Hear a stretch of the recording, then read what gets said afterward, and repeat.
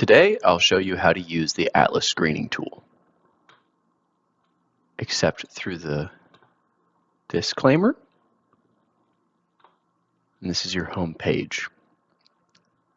To start, you'll need to build a study area. You can do that using the project ID, either the STIP or the spot ID, by uploading a shapefile in a zipped format, or by drawing a study area. Let's use a drawn study area. Let's say we have a project near the Century Center for NCDOT in Raleigh.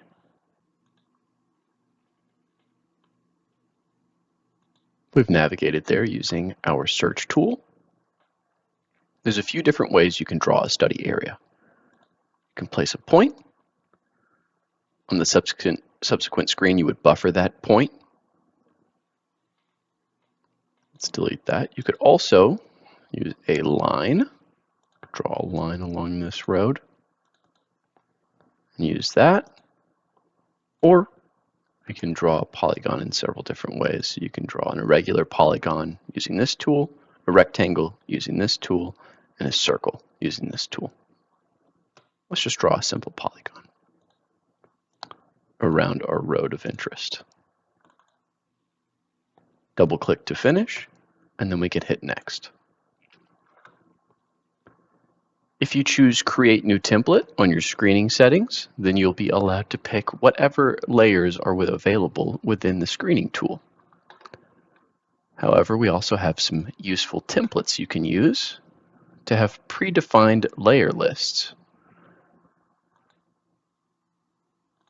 Each of these templates is curated by an NCDOT unit, sometimes by divisions as well, and they all contain descriptions of how they can be used. You can pull each one of them up here to read more information about them. Let's say we want to analyze this area for merger pre-screening. You can see that we've got a default buffer on this template, but let's say we only want to analyze a smaller area. Let's change that to 200 feet and then buffer. This will be our study area analyzed in the Atlas screening tool. Here you can see all of the layers that have been selected in the template, as well as set fields. A set field returns the value of that field for each of the features within your study area. So if there was a national forest in our study area, we would see its presence in the screening report, as well as what that forest name is. Let's say to this template we also want to add North Carolina state-owned lands. We're concerned about that. So let's add that layer, hit the checkbox. When you add that layer, you can see that it is actually within our study area. Now let's set a field of our own. Let's say we want to know what the department name is for that feature within our study area.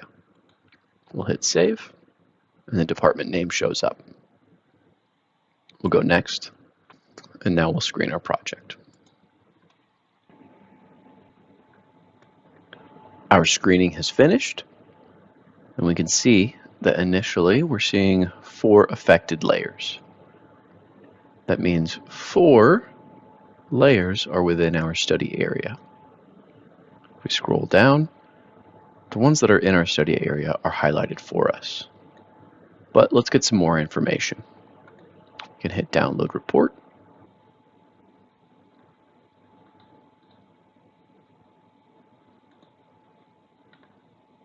On this front page, you get some general information for all screened projects, like county, division, ecoregion, whether it's in Acama County, and if there's an airport within 4 miles.